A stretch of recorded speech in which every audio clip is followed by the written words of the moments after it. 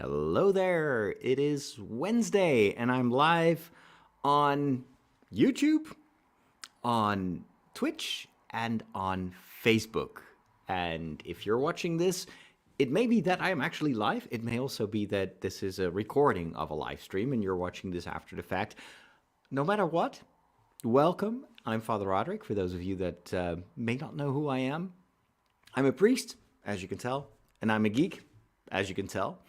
And I try to go live every once in a while. I was actually hoping that in the long run I can do this every evening. I'm in the Netherlands, that's why I say it's evening. It's already dark outside. It's around, 5:30 right now? But for you, it may be a totally different time of the day. And I want to give us some time to chat, to get to know each other a little bit better, and to talk about stuff that we like to talk about. And if you've read the accompanying note with this chat, you may have seen that it can literally be about anything. We can talk about Star Wars, anime, books, Lego, science fiction, or anything else. And of course, as usual, feel free to ask me any question. I cannot guarantee that I always have an answer, but I will do my best to interact with you.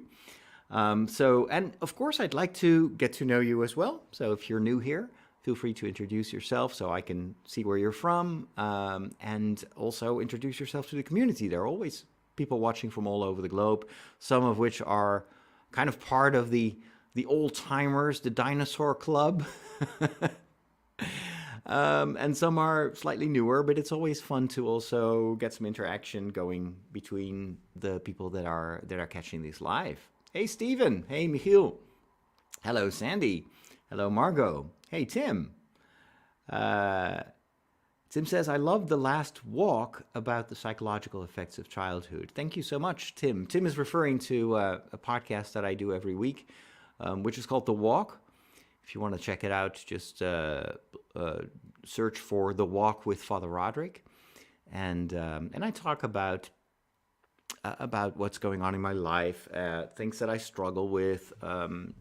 Sometimes I'm on a trip, I'm elsewhere, I'm in Rome, or so it can be anything. And I also, try to dive a little bit deeper and do some soul searching, and I share that with my followers, because oftentimes it's not just something that I deal with, but it's part of our human existence. And so I hope to contribute a little bit to everyone's personal journey, by sharing mine. So in the last, I'm not sure if it was the last episode or the one before that. Last week I talked about the impact of parent figures in your life. Not necessarily just your parents, but it can be other people in authority, and how that sometimes can cause trauma. And sometimes your inner voice is a reflection of the way you've been talked to when you were young. And so I was going in depth on what I discovered about that. This past week, what did I talk about on Monday? I have to dig deep. Sometimes I forget my own podcasts. It's when I'm preaching also, like after Mass, parishioners will come up to me and they will ask me about the homily, and I was like, did I say that? I wasn't even aware. I don't even remember my own homily. Not because it's bad, but it's just because I just pass it on, and then immediately my brain starts filling up with other stuff. I have a very, very limited amount of memory. Let's see. I'm trying to follow the chat room. Now, some of you are on Facebook, others are on YouTube. So if sometimes I'm responding to a question and you wonder, like, who is he talking to? It's because you are in different places and I can see all the comments. Daniel wants to know, hey Daniel, by the way, what do you think of the missionary parish? I think you refer to this movement that started in Canada with, or actually in two places. There are two priests that have been heavily uh, kind of promoting a renewal of the parish in different ways. So if you got James Mallon in Canada, and then there is also Renew or what was the name again? I'm less familiar with that one, but I think it's like something like Rebirth or Renew or something. It's the same idea that if parishes keep doing what they do, they're doomed because it's no longer working. Point in case, no young people in church, no families. And so if you want to stop the decline, you have to ask yourself, why are we a parish? What is our core mission? And there is one thing that we know from the gospel. If we follow the instructions of Jesus, then that will bear fruit. Not necessarily immediately or in our time, but it will produce fruit. And I think a lot of us Catholics have come to the conclusion that we're basically in a sterile situation right now. There is no follow-up. There are no fruits. And so we're clearly doing something wrong, or maybe we're just not doing something that we should do. And I think that both movements insist on the fact that we often have forgotten that being a parish is being a group of people that follow Jesus, and that the work that we should do should always ultimately bring people to this encounter with Jesus in prayer, in the sacraments, and also in each other, in helping each other, in supporting the people in need. There are many ways in which you can actually be a follower of Jesus, but it's important to focus on that. And a lot of parishes over decades have become basically just any other social group where people like to hang out and do the things that they've always done, but they no longer have that missionary drive of bringing people to Jesus and to help them in their walk of faith. So I'm very positive about that. I also have a lot of experience with the reality that a lot of parishes or churches or communities resist this kind of renewal. They are perfectly comfortable with the way they do things, and they get nervous if things have to change or if they have to change. So, but I think it's ultimately inevitable that we change and that we it's not really reinventing ourselves, it's going back to the source, going back to our primary mission. But I also believe that if we do that, it feels insecure to try something new. But if I speak from my own personal experience, what I do here on social media, on YouTube, to a lesser extent also on television in the Netherlands, all that was also not supposed to be a priest's work. Nobody did this, and still hardly any priest does this. So for me, but the fruits are there. It's you try something new, you engage yourself, you try to be a witness of faith, and instead of being like an unbearable, know-it-all, and I am holier than you type of guy, but just to be there for people, to connect with them, to help them in their walk of life, in their walk of faith, it's paid off tremendously. And I would never want to go back to the way I was working as a priest in the early years of my priesthood. So I'm hoping and also praying that people will dare to venture into these deeper waters.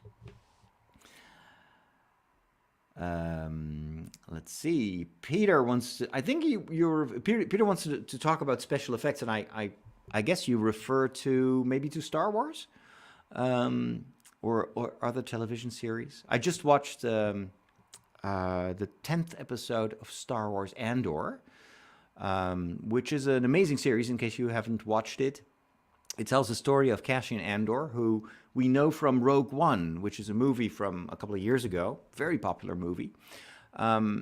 It's about this guy who joined a rebellion and was ultimately able to steal the plans for the Death Star, which then were brought to the rebels and enabled Luke Skywalker to destroy the Death Star and put an end to, at least at that time, to the destructive power of the Empire. And this series goes back in time and tells us where this guy Cassian Andor comes from. And this past episode was remarkable. The writing of the entire series is unlike anything I've ever seen in the world of Star Wars. It's so realistic, but also it's classics. I hesitate to say that it's television because it feels like a movie. Um, the dialogue is extremely well done. The cinematography, so that's the way they film it, the way they move the cameras, the kind of cameras that they use. It's all very classic quality. The whole series oozes quality. The acting is amazing. Special effects are, I think, very different from what we are used to. When you think special effects, you think about spaceships and lasers and lightsabers. And a lot of the special effects in Andor really are there to serve the story.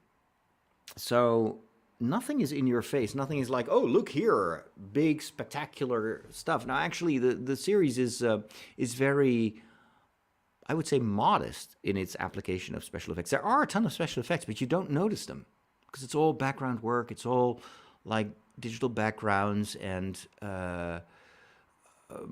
probably, I'm trying to think where the special effects are. It's mostly in establishing shots, for instance. Like when you are on a different planet, they will show you the arrival of the spaceship. Most of the special effects are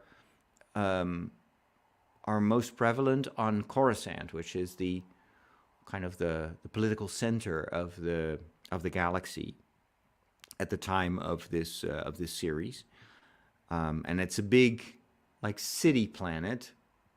So a lot of what you see there is CGI enhanced, but also most of what you see is caught in camera. So it's whenever there's acting and dialogue, a lot of that is done in camera on location.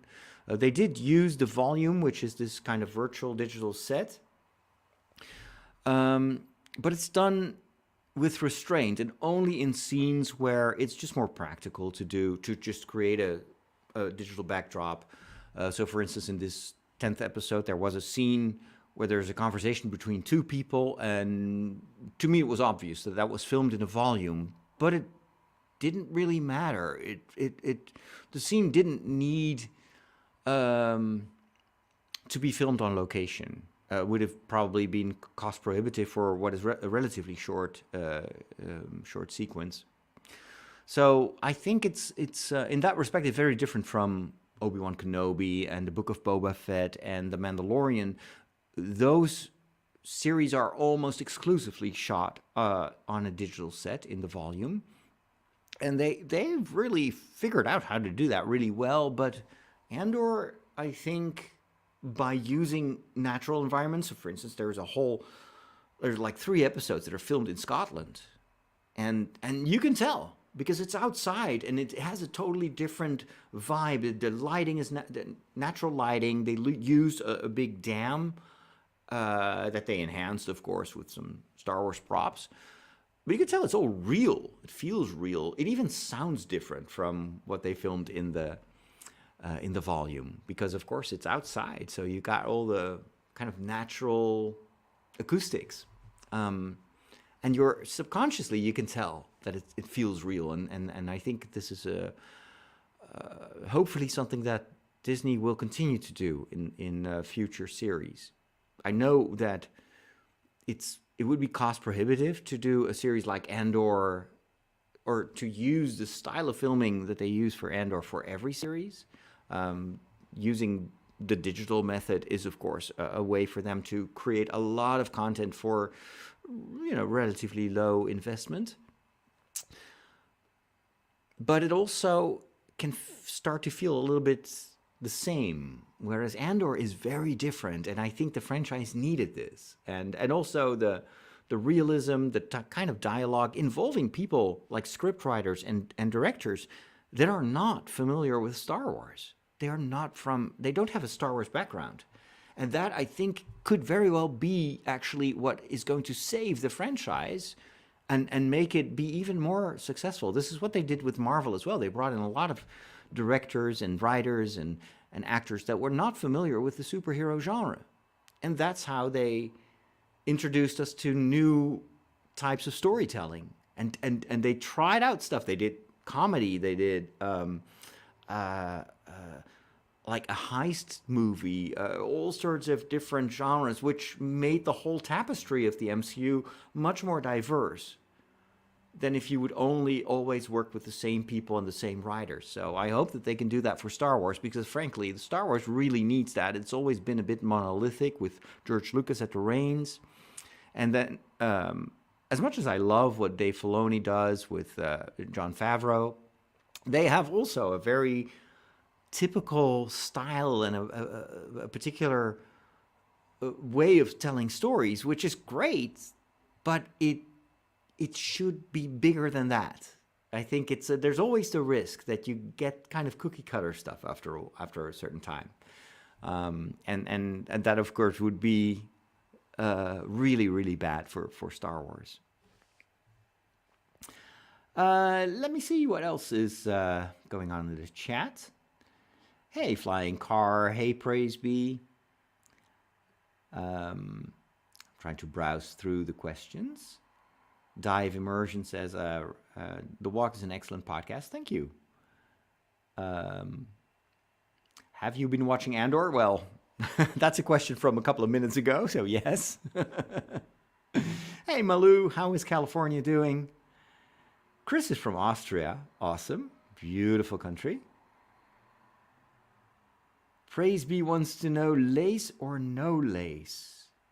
I have no idea what that refers to. Is that a liturgical question? I'm not an expert, sorry.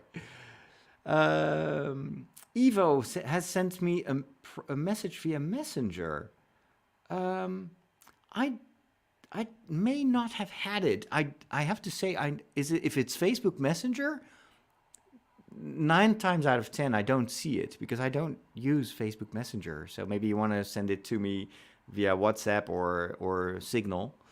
But yeah, I'm almost completely gone from Facebook. I use it sometimes to just post when I have a new episode. But these days I'm mostly hanging out on Mastodon, which is kind of this...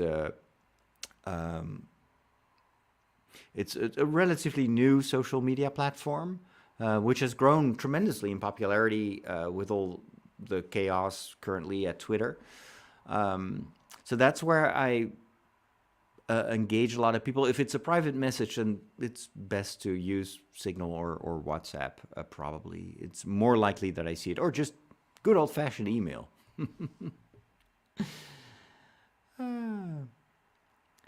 Dan wants to know, you have seen Chainsaw Man. Yes. Do you like it so far? If so, do you think you'll watch more anime shows? Yeah, Dan, a very good question.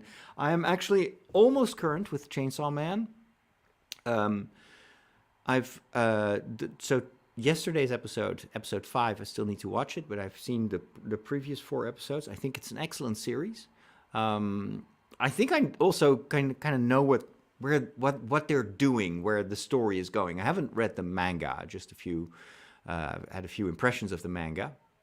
So I don't know exactly if my intuition will work out, but I think the guy who created the story knows what he's doing. And so I did, for those of you that don't follow me on YouTube or on TikTok, so I did I have a long series about anime on TikTok, but that's actually what exploded, got super popular, got some videos get like 2 million views. I've got a huge following over there that wants me to watch and comment upon on anime. So I did that. I focused a lot on Neon Genesis Evangelion, and then when Chainsaw Man started, I was like, I watched the first episode. I'm like, yeah, let's do a video about that. And then unfortunately, I had a couple of weeks where I I was very tired. I had a bit of a fallout after getting the COVID booster.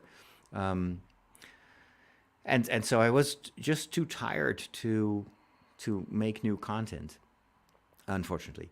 So that's why you haven't seen any updates on that. What I want to do is to bundle a couple of episodes for Chainsaw Man together and do like what I do now, like take an hour, go live online, and just go through my notes and talk about the episodes and give you my opinion. That won't immediately result in like new TikTok videos because TikTok, I'm my preferred way of doing TikTok and even YouTube Shorts, kind of the same, is to script it, to write these short commentaries, and then to spend a day or really like optimize it. But that's also a ton of work. That's a day of work for a video of 2 minutes.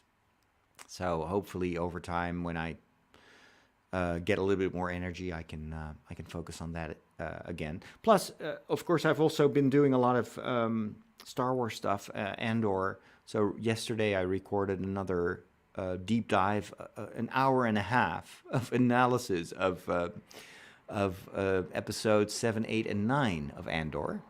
And you can find that the live recording on YouTube.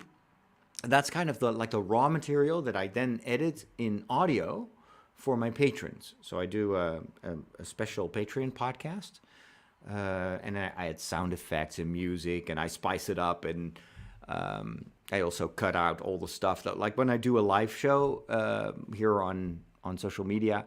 Sometimes I lose my train of thought, especially if I do like a review of 3 episodes. There's just so much in my head, and I do have show notes, but sometimes I just forget about a name, or I lose my train of thought, which I don't mind if that happens in a live broadcast, but for the podcast, I do need to edit that out.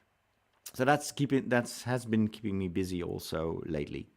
But yeah, Chainsaw Man, great. I am watching a lot more anime than I actually comment upon.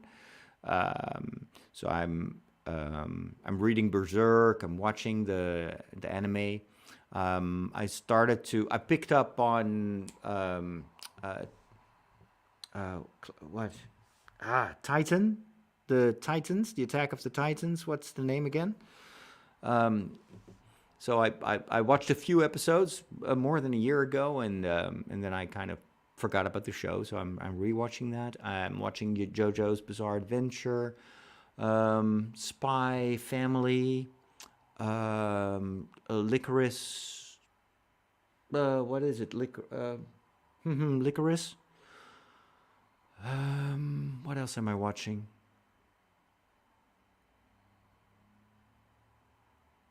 I'm trying to think.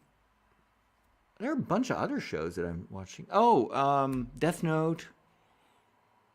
Of course, I still have to watch the final few movies of Neon Genesis Evangelion.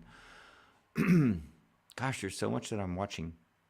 But the issue that I have is so I enjoy watching that stuff. But I don't always have immediately an opinion about what I'm watching, and I always try to add value to people's own experience of these series. So sometimes I just need some time to think about it, and then just like with Andor, I've watched the episode and I thought it was amazing, but I am not the type of guy who can then immediately produce a coherent a YouTube video. Some people are really amazing at that. That like they watch something and then they start typing, and then an hour later they've got their perfectly produced YouTube video. I wish I could do that, but so far I've not been able to do that yet. That's why I do these live shows. For me, it comes easy to just have a chat, and I can still talk about stuff like that.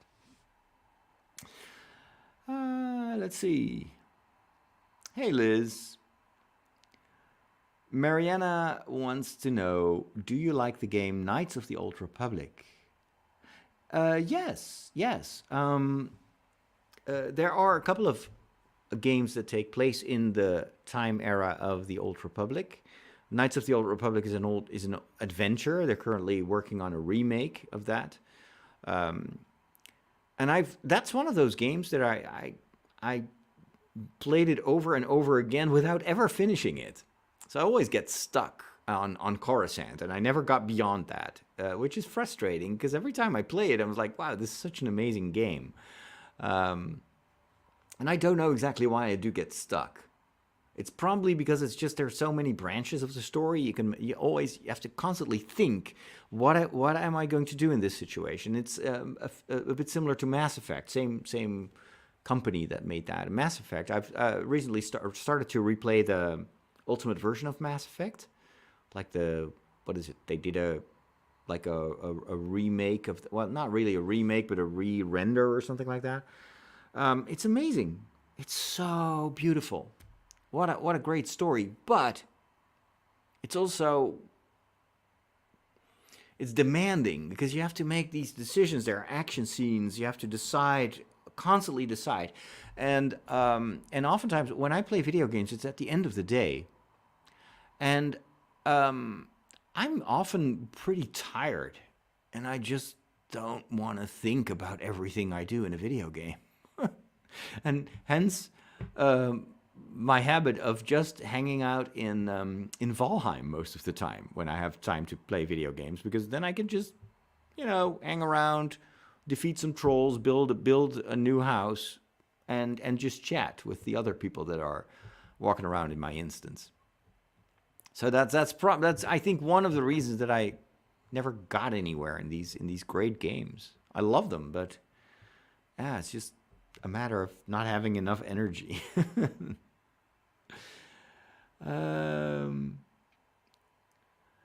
Sheet Palpatine says, I can't wait to watch your reactions to future Star Wars thingamabobs.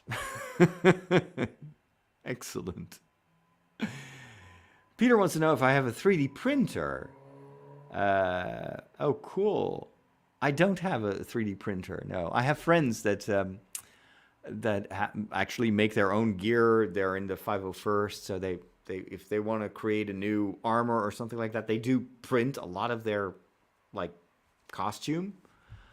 It's pretty cool. Again, it's I love that technology. I wish I had time to use it, but a day only has 24 hours, and there's already so much else that I'm doing. So yeah, sometimes you just have to choose. What are my hobbies? I'm a huge fan of Lego. That's another thing that I like to stream from time to time, just building something. Oh, I'm going to show you what I just finished. Here.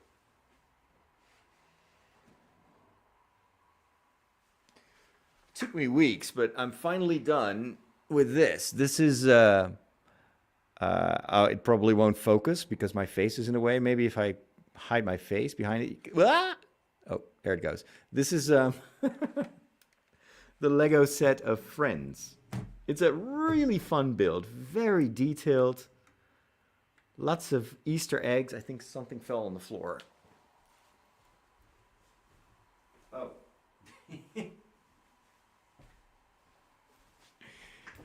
It's the Lego laptop. This is a tiny little laptop, and it should just sit on the table.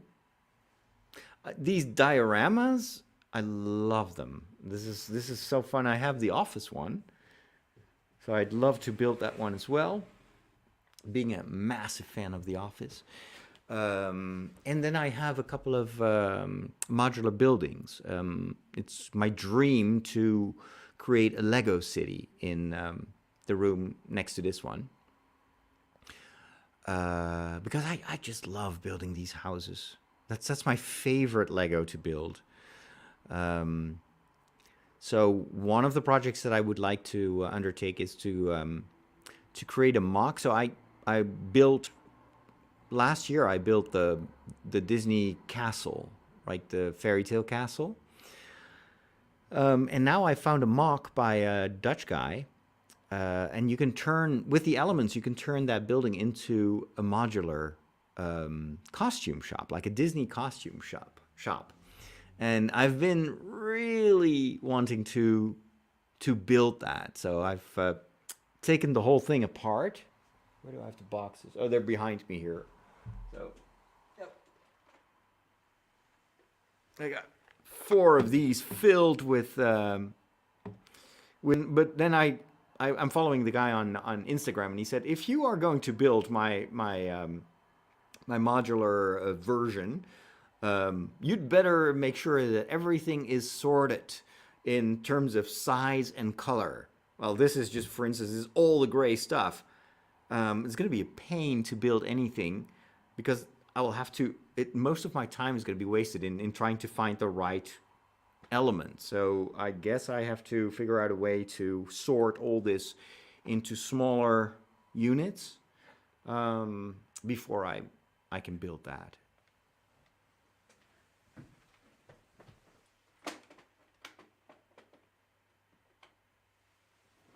There we go. Let's see. Praiseby says yes. I suppose that's referring to the lace, the lace, like in some liturgical vestments. You have they use lace, which is kind of like an intricate pattern that is part of the. I'm not familiar with the English terms of the vestments, and some people like to have a lot of that kind of lace stuff. And I have to say, personally, I'm more in favor of like a certain simplicity. I like I'm kind of classic in my taste, but if it's too intricate and it becomes also very vulnerable. And as a priest, I'm constantly like I assist here in the parish in multiple locations. So every Sunday I go by bike. I take my own vestments with me, so I put them in a bag because my fellow priest, the pastor here of the parish, is a very tall guy. So most of the vestments that they have here on the locations are way too big for me. I'm a hobbit. So that's why I usually carry around my own vestments, and that is why they need to be very like simple, and I need to be able to fold them and unfold them without having all sorts of how do you say that? Not creases, but it shouldn't be crinkly stuff. So anything that is too intricate and too delicate would not survive this kind of like missionary work that I do. All right, lots of comments. I love it. What server am I on? Oh, you mean for Mastodon? I'm on Mastodon Online, but it doesn't really matter where you are because all these servers are interconnected. So you just pick a server that you like. I would recommend not going on one of the bigger servers. The reason being that there's such an influx of new users that the well-known servers like Mastodon Social, I'm on Mastodon Online, they're overloading. So everything gets very slow. Whereas the smaller servers are often run by volunteers. Actually, the entirety of Mastodon is run by volunteers. The smaller servers may be a bit faster.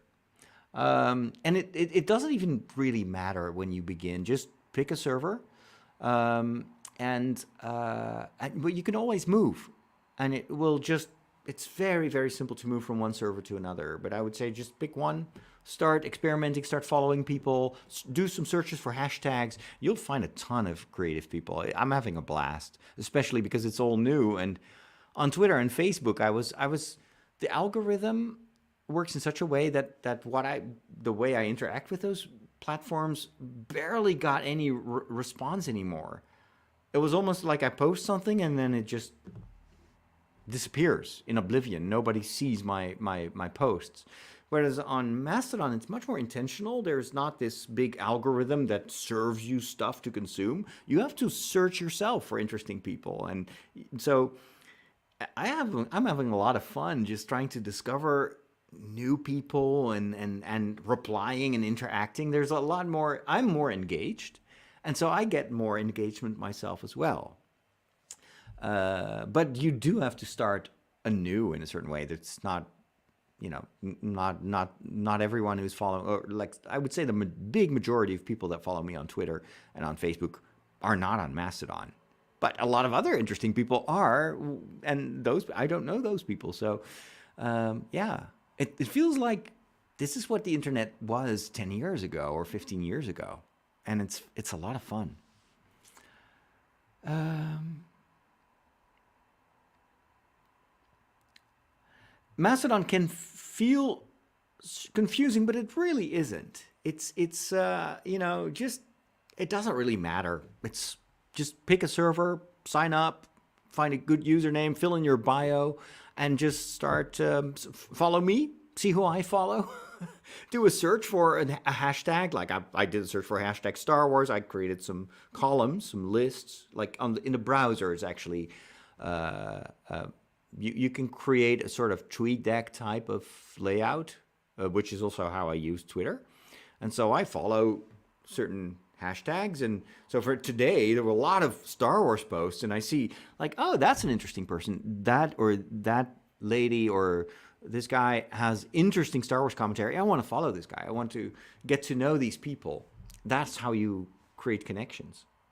I follow a few news outlets as well, just like on Twitter. So, and if you're confused, I was too in the beginning. It took me about 2 days to get my bearings, and then I was like, oh, yeah, it's simple. We always tend to forget that when we started on Facebook and on Twitter, it was confusing as well. It was like these. If you think back of what Twitter looked like when it started, I started Twitter in 2007. Man, that was a lot harder to get into than Mastodon. So, and then of course there's YouTube. Just follow some tutorials. You'll quickly get the hang of it.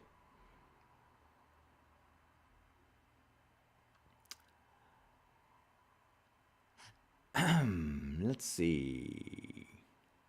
Okay, Peter is coming over to YouTube because Facebook doesn't. Yeah, Facebook sometimes is a bit wacky with the comments. Sandy wants to know, since you're an avid reader, do you also enjoy reading classic literature? Depends. Depends. I did 2 masters. So I did a master in philosophy and a master in theology. So during that time, I've read so many of the classic theology, classic philosophy stuff that now I tend to read more newer stuff. So I have 2 genres. I love fantasy, science fiction, and I read a lot of human sciences because that wasn't really part of my formation as a priest. So I'm especially this last year, I've been reading a ton of research on neurosciences, psychology, and also food related stuff. So like the science of food always interests me. History, I love reading good, especially if you got, not every historian is able to tell a good story, but I'm currently reading a book about the history of the Burgundy, how do you say that? The Burgundy roots of the Netherlands. It's a great book. It reads like Game of Thrones. So I like that. But I alternate. And then every once in a while I read a classic book. Like I read Seneca a while ago and some of the Stoics, stuff like that. But it's usually because I come across a quote and then I was like, okay, I need to read more of this author. So then I go back and I read a lot of that stuff is public domain anyway, so it's easy to get to. But if you ask me, well, what is your favorite genre? I would say definitely fantasy right now. I'm still reading The Wheel of Time. I've been reading quite a bit of. Wait, there's another genre. I've been reading quite a bit of Stephen King lately, and Philip K. Dick. And both authors are super creative and always surprising to read their books. And I read books about cats. Don't ask.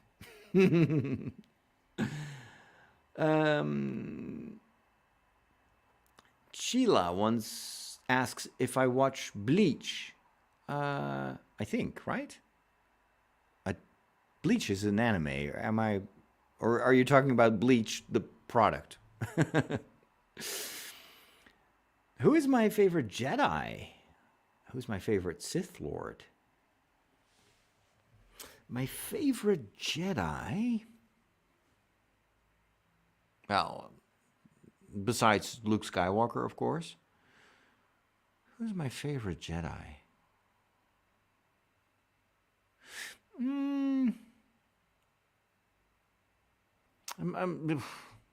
Qui-Gon Jinn, not so much, because we don't know him that well.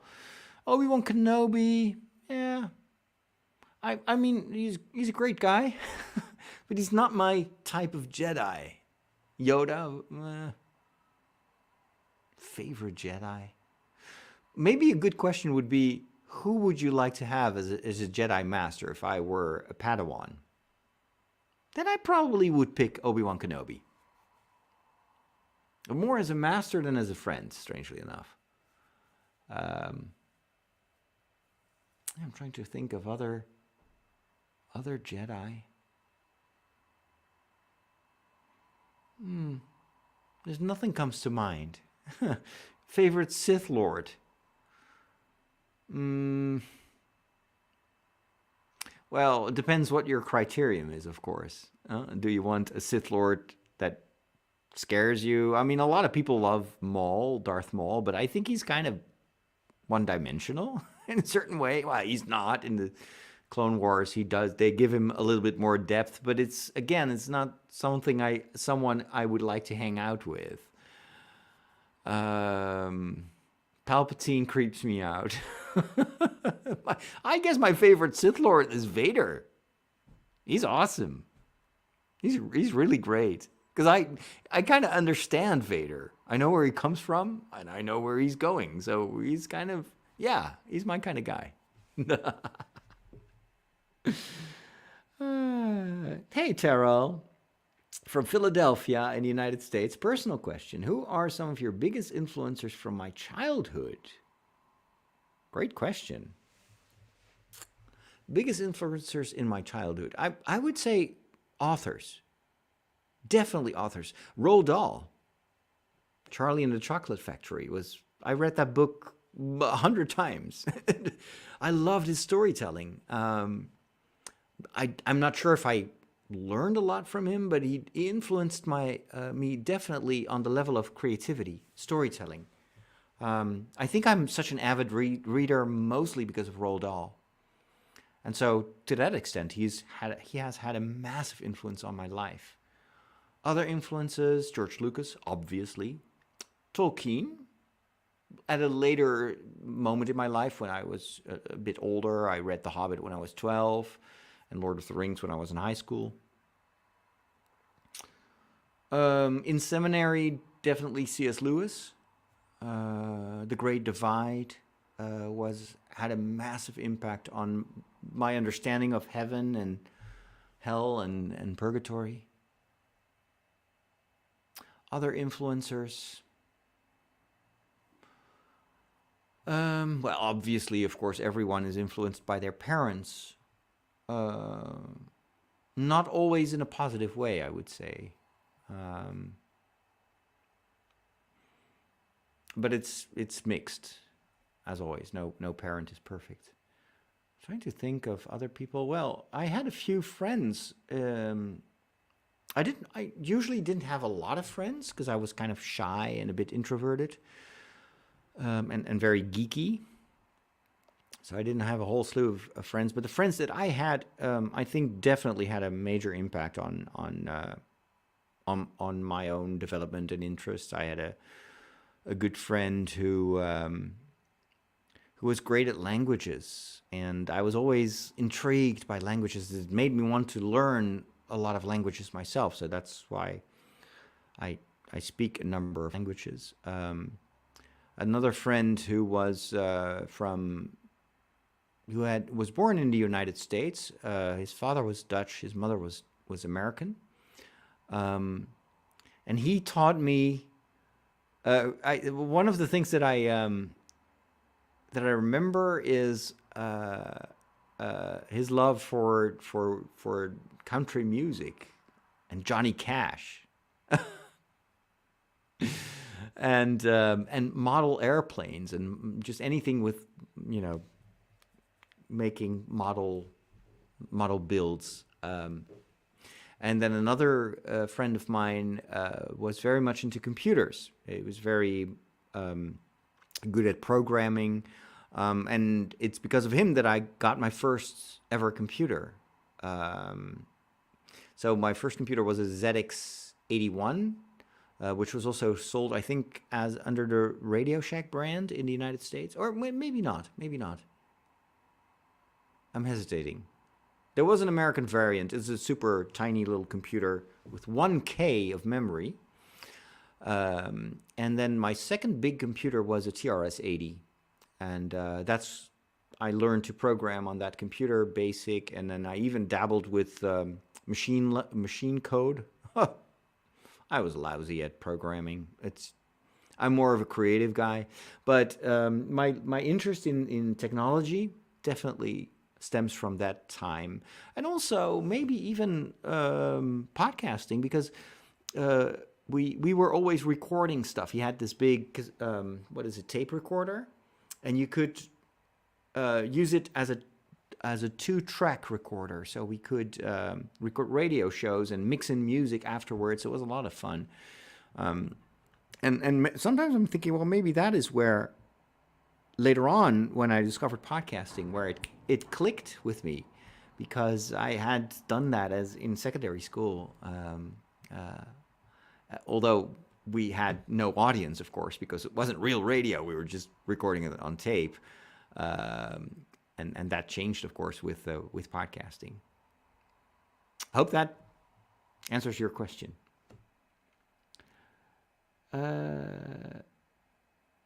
Peter says, I've got the feeling your days are a little bit short.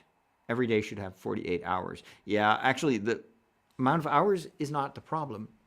The problem is in here.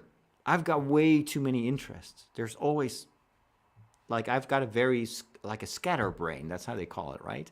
So I love everything. And there's just not enough time. And I have a very, very hard time choosing something and limiting myself to one hobby. And this is also what makes my online life so difficult. Because it wants you to choose a niche. And the more you focus on a niche, the more oftentimes the more you will find that niche, or the niche will be able to find you. And I have such a hard time because I love anime, but I cannot limit myself to anime. I want to talk about Star Wars as well. If I could, I would even talk about Star Trek. Gasp. I love Star Trek.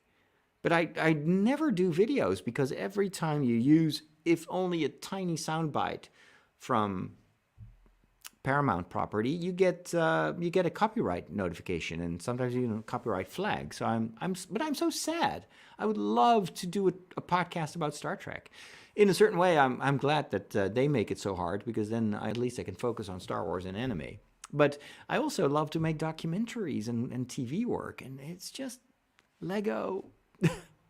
I like traveling. I like cooking. I wish I could do a cooking channel. I can't. So I just cook for myself. And I love it. But it's something, again, you can't do everything at once. Speaking of which, I probably should wrap things up, because I need to start cooking. Yeah. Michael says, I'm in seminary. Awesome. And we have a group that plays Star Wars X-Wing, which is a tabletop dogfighting game. Have you ever heard of it or played it? Yes, I've heard of it. I've actually seen it, a demonstration on the Dutch Comic-Con convention, which is coming up in 2 weeks. And I'm a huge board game fan, but I don't have that many board game friends. So I do have a few people here in the parish that we play board games with every once in a while. But it's usually, they prefer co-op games. But yeah, lucky you. When I was in seminary, nobody played games. Nobody played video games. Nobody watched television. They were all so, always praying. Even in seminary, I felt a nerd. And like out of the loop in a certain way. I've always been a bit strange. That's why I love this day and age in which I can be a priest and a geek. And that is actually my superhero strength. If I weren't a priest and a geek, I doubt that I would have this kind of interaction because, there are geeks galore and there are priests galore. It's the combination that makes it interesting. But that's great to hear, Michael.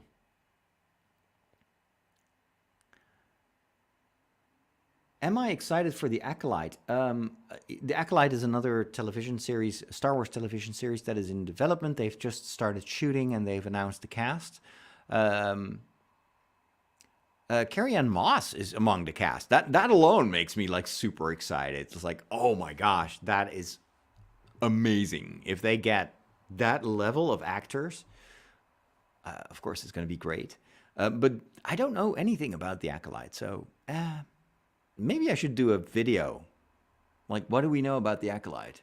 So I can force myself to do some research. But anything Star Wars has my interest. Yeah, episode 10 of Andor is fire. I totally agree. Skandalis Georgios from Greece. Excellent. I didn't know I had any Greek followers. That is so cool. Amazing. Hello, Annalisa. Smoke and Mirrors wants to know, have you seen Parks and Recreation? Sort of a spin-off from The Office, even better. Oh my gosh. Don't get me started on Parks and Recreation. I love Parks and Recreation. That was actually the only thing that kept me alive after The Office was ended. I was devastated that when The Office ended. And then I found Parks and Recreation and I was like, this is my show. So yes. And then after Parks and Rec was finished, I started The Big Bang Theory.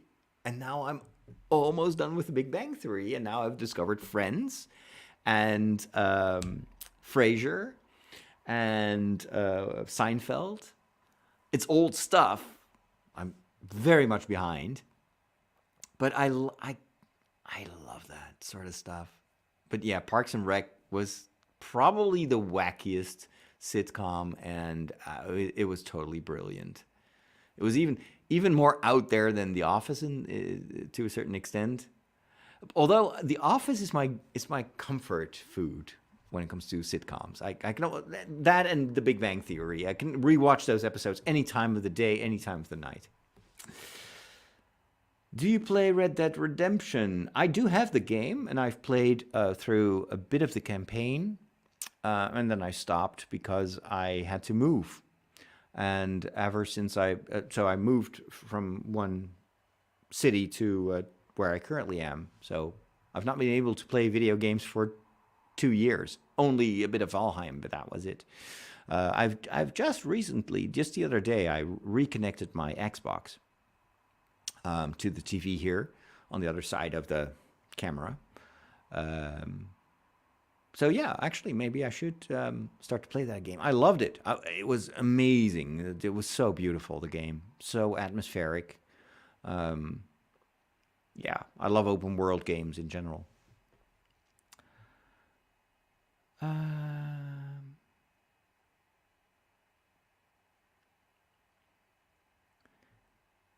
Hey, Shauna. Thank you for your hello and for your wishes. Anna Lisa wants to know, what influenced you into becoming a priest, and how have you integrated your interest with your ministry? Great question. What influenced me in becoming a priest? I think, well, the basic is the basic layer or foundation is the fact that my parents always took us to church, and they were very involved in the parish life. I became an altar boy. I loved that. But it didn't really it didn't really do anything personally for me. That just created the habit. And it was only in the last year, well, not the last year, but the 5th year of secondary school, that I started to realized that I didn't know anything about my faith, that most of my faith was just habit, it was just culture, but it wasn't personal. And but I was getting attacked for the fact that I was still going to church. No one in my class went to church, and that's where the library became my the next step, because I was a book, how do you say that, a book rat. I was always in the library, so I was like, I need to know more about this faith. And then I started reading up on church history. I found a book with the writings of Saint Therese of Lisieux, which blew me away. I started praying, and then during a youth pilgrimage to Lourdes, that's where I kind of received the vocation, where I just knew that I need to become a priest. I'd never ever thought about that idea, and nor did I think that I was in any way or shape or form the right guy for this. But I just felt that this is what God wants me to do. And nobody wanted me to become a priest. So I got so much pushback, which in hindsight I think was very, very fortunate, very good, because it was a test right from the get-go. But I was so absolutely 100% convinced that that was my destiny, and I never doubted it one single second. So how did I integrate my things? Well, for a long time, a lot of my hobbies, Star Wars and that sort of stuff, I kind of felt like, oh, well, that's the end of that then, because a priest is not supposed to be, it's not a priest thing to be interested in. But of course, that was also maybe my own kind of very limited idea of what a priest did, or maybe I was just looking at the priests that I knew, and I was like, okay, well, that's going to be my life. Hey, if God wants me to give up all that stuff, then sure. But in fact, the opposite was true. It became actually my hobbies, my passion for Star Wars, which predates my vocation for decades. All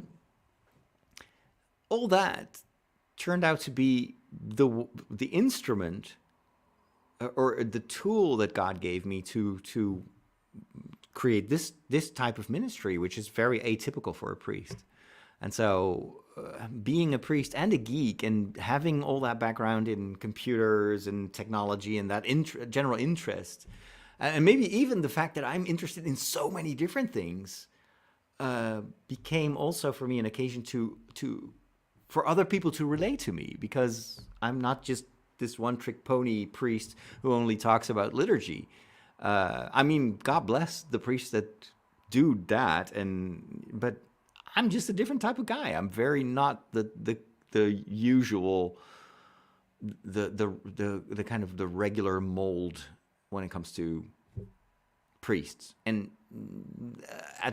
for many years that has been difficult, because not everybody appreciated what I did or valued what I tried to do, and I didn't even know what I was doing myself. But over the years, I've become very confident that this is exactly where God wants me to be as a priest. So yeah.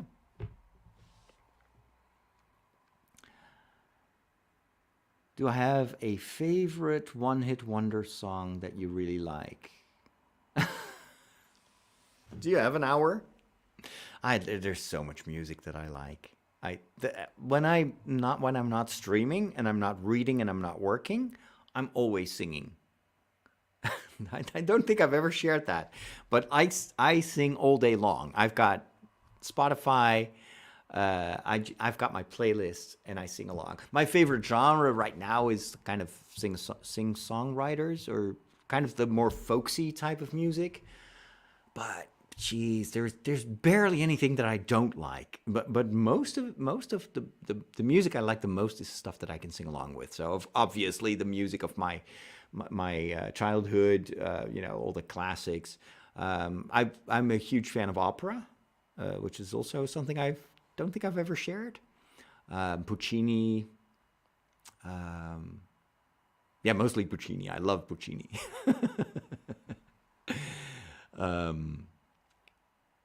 Yeah, is there one song? Nah, now. There's not one song. There are about three. I have got one playlist on. Actually, you can probably find it on Spotify. If you're on Spotify, just look for. I think you can look. You can see other people's playlists, right? I've got a playlist. It's called Starred, and that's where you find all the music that I listen to every single day. Alrighty. Stephen has not watched Kenobi, Andor, and Jedi Tales. You've been too busy. All right, you've got a lot of stuff to look forward to. Taylor Swift's music. Yeah, I was listening to a song the other day. Because someone used one of the the last song on her new album in a TikTok video, I think, or in a compilation. And I was like, hey, I like that music. So I was listening to her album. I was like, yeah, I kind of like it. It feels like something from the past, though. I don't know much about Taylor Swift, just that she's like super popular right now. It's not exactly my type of music, although I do enjoy it. But it's I don't think it's going to be my favorite artist. But you know what? For me, the place where I find the best music is again is TikTok. I hate to say it because I've got a lot of reservations when it comes to the TikTok as a medium and the company behind it. But I love the musicians on TikTok. Like the other day, there was this I think the person is Irish. I say person deliberately because it's someone who defines as he and him pronouns, but I don't think it's the biological gender, and it's always a bit confusing. So how do you talk about that, or how do you? But and I'll just go with what that person calls himself or identifies as. And I came across a cover that I think the name is Sammy Corey or something like that. Huge on YouTube. And it was a cover of Joni Mitchell of They Paved Paradise and Put on a Parking Lot. And it was just, I was gobsmacked. I was like, this is the best cover I've ever heard. And then I started to look through it, and Sammy also makes a lot of new songs, and I was just binge listening to it. And then I found it the YouTube channel, and was like, this is one of the best singers I've ever come across, and 21 years old. That's insane, but oh my goodness, what a talent. And that's not the only talent that I've discovered on TikTok. I've got a list of about 5 or 6 people that I listen to on a regular basis. And a lot of them don't even have a contract.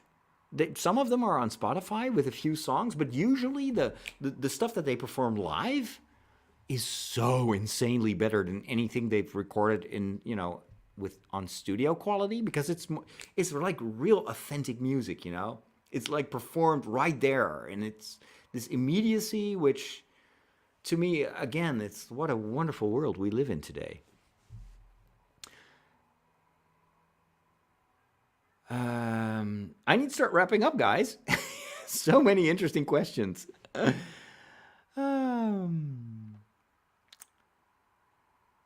Imperial Advisor was in my forums in the 90s before the prequels came out. That was the forum of the illustrious virtual edition website. I've done that as well. I was blogging about Star Wars before blogging was a thing. That's awesome. Yeah, we had this forum, and we would just speculate about the story of the prequels. It was what a time. It feels like an eternity ago, but those were my first steps in the world of social media, before social media was a thing.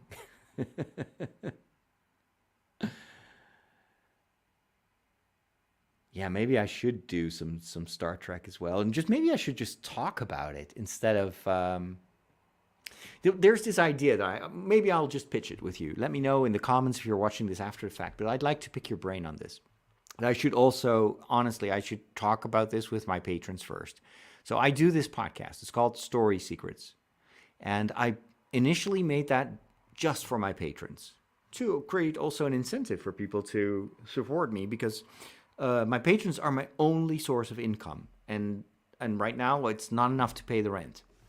So I'm still like trying to find more patrons. And so I was like, okay, I need to create something just for the patrons so more people will join the Patreon community. And so I started to do these long, like in-depth podcasts about Star Wars and anime. But then the thing is, I could talk for hours about Star Trek. But I'm not sure that the patrons that listen to that show, it's maybe 50 people, not more than that.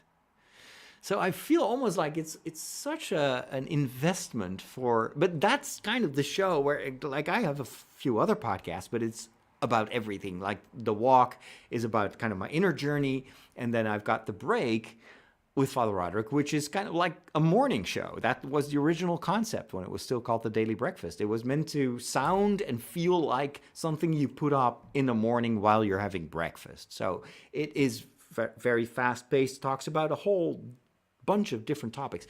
The Story Secrets is the only podcast where I go really in depth and I do commentary and I have this long-form conversation about the stories that I love. And I feel like if I would love to branch out a little bit more and do, for instance, like do an entire hour about Strange New Worlds, which is the best Star Trek in centuries. But I feel like if I only do that for my patrons, I'm not even sure my patrons would listen to it. However, if I would turn that show into a public show, Story Secrets, then I could start to promote it on TikTok during these live shows. I could say, hey, just subscribe. But then I'm afraid that would irk my patrons because, like, hey, I became a patron because of that, exclusive podcast.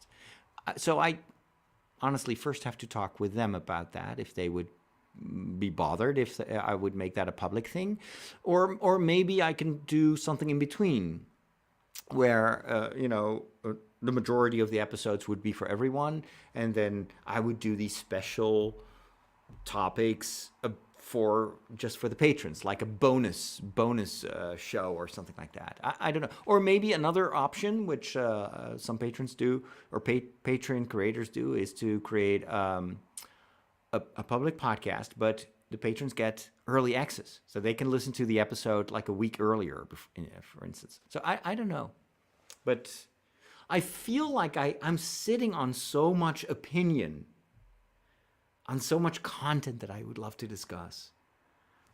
But where do I drop it? I can't do it. I can't put it on TikTok because TikTok is 2-3 minutes. I can't put it on YouTube. These live streams, I do that basically as something in the background of my YouTube channel just to feed it a little bit. But this stream is not my main content because I want to do more like scripted stuff that is like following all the trends, and otherwise my YouTube channel is not going anywhere. So I feel like I love podcasting because it's a free form. I can just be myself, talk, and I'm talking to an audience that likes to listen to long form.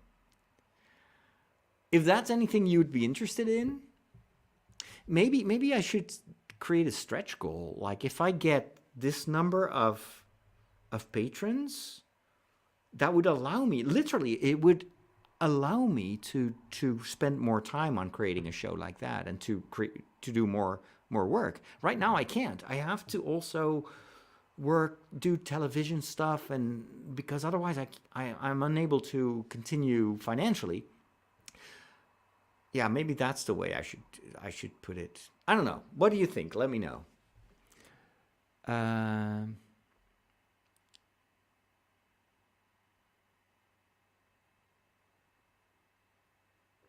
Some really good questions, but I need to start wrapping up. I cannot possibly answer all of you.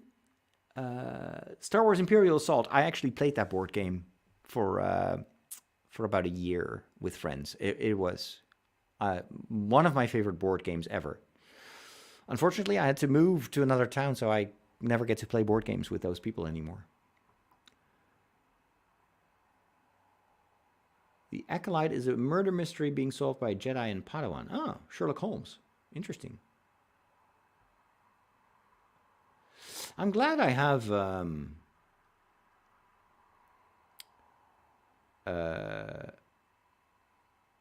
Michiel, I'm blocking. Okay, you probably already had blocked that person. So, yeah, I can't always do the moderation while I'm talking. Did I miss the question about memory, sorrow, and thorn? I know I have not seen. I haven't seen that question. Have I ever written fiction stories? No, never. I wrote one book, which is currently not on sale anymore. I've been planning on putting that back on Amazon, but time. If there's anyone who can help me do that, I'd love it. It's called Geek Priest. It's about meeting Darth Vader and stuff like that.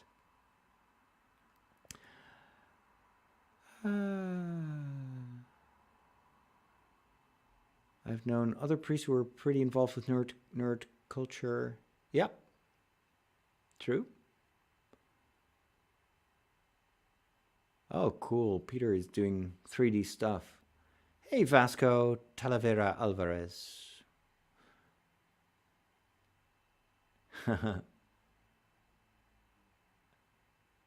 I'm glad you appreciate my combination of geekery and priesthood. Vasco has a question. Is there any chance that your YouTube videos get subtitles in other languages? Like, for instance, Spanish? I'd like to share more of your videos with my friends, but many people don't speak English in my country. I empathize. I wish I could.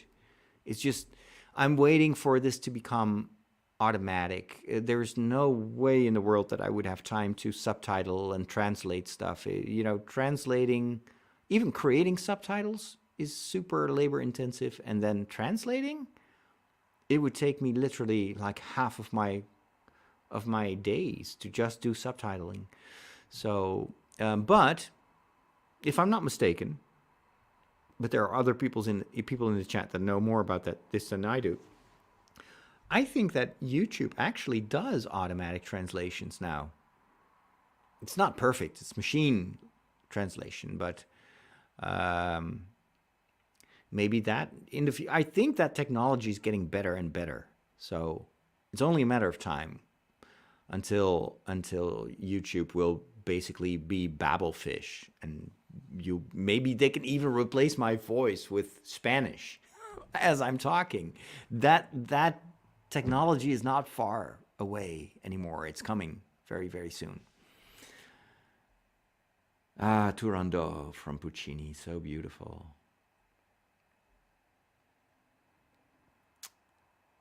The question was, have you read Memory, Sorrow, and Thorn? Great fantasy that inspired much of the Song of Ice and Fire. No, it's the first time I hear of it. Never heard of it. Memory, Sorrow, and Thorn. I'll look it up. Actually, I can do that right away. Hey, by the way, does this kind of chat, do you enjoy this? Or are you like, oh, dude, please stop talking. Why are you doing this? Because if you like kind of this type of conversation, let me know. I'll do it more often. But then I would like to ask you to give it a thumbs up or something like that, because I have no idea. Maybe I'm just talking to myself. Let's see.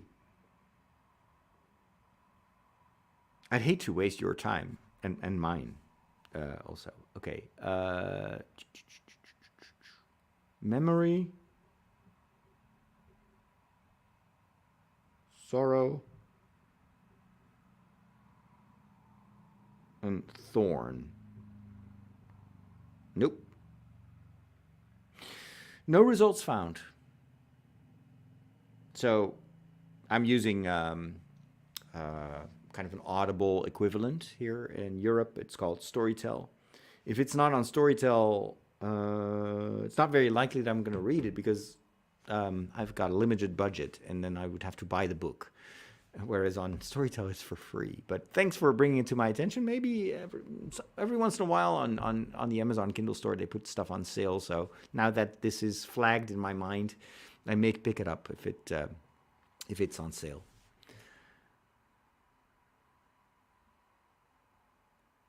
Early access sounds like a win-win, says Carol. Oh, that's good to know. Peter has never watched Star Wars. Well, never say never. You can always start watching it. I would say just watch it in the order in which it came out. Start with A New Hope, Empire Strikes Back, and Return of the Jedi. If you've watched that, if you like that, you'll like all the other stuff. If maybe A New Hope, it's the oldest one, right? So maybe that won't immediately appeal to you, but if The Empire Strikes Back, that still feels very much like a modern movie. If you like that kind of stuff, everything Star Wars is based on what George Lucas did in those first 3 movies. So that would be my recommendation. Start with A New Hope. It's you can watch it on Disney Plus or anywhere on the planet. But do yourself a favor. Try it out. Definitely, it's kind of. At least you'll have something. It's a language that most of the world speaks.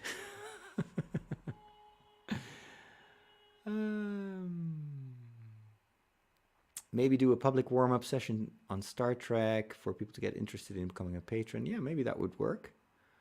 Ignorant of the rising darkness in the galaxy, the Jedi Order was utterly destroyed. How are Yoda and Obi-Wan qualified to train Luke in the ways of the Force? Why should the Jedi return at all? Good question. Some people use Google to translate their YouTube. Have you watched The Crown? I've only watched the first season of The Crown, which I thought was excellent. But no, I haven't watched the rest.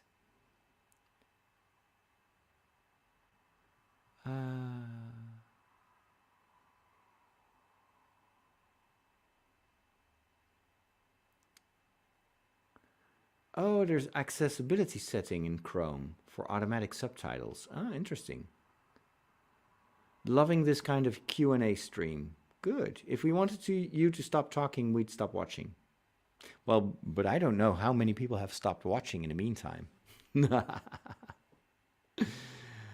Squirtle also likes these streams. That's good. Just love that one runaway line from Ben Kenobi about the Clone Wars has given us such a rich experience. Yes, yes, yes. Pika is playing God of War Ragnarok. It's awesome. You always have these newest games. That is awesome. Excellent. All right, ladies and gentlemen, it's time for me to spend some minutes in the kitchen doing what I like to do, and that's cooking. But thank you so much for joining me today. Leave a comment if you're watching this after the fact. If you're on Facebook, make sure to also take a look at my YouTube channel, youtube.com/Father Roderick. I'm Father Roderick everywhere. If you're on Mastodon, let's hook up. Father Roderick at mastodon.online. So maybe I'll be here tomorrow, same time, same place. See you later, and thanks so much for your input.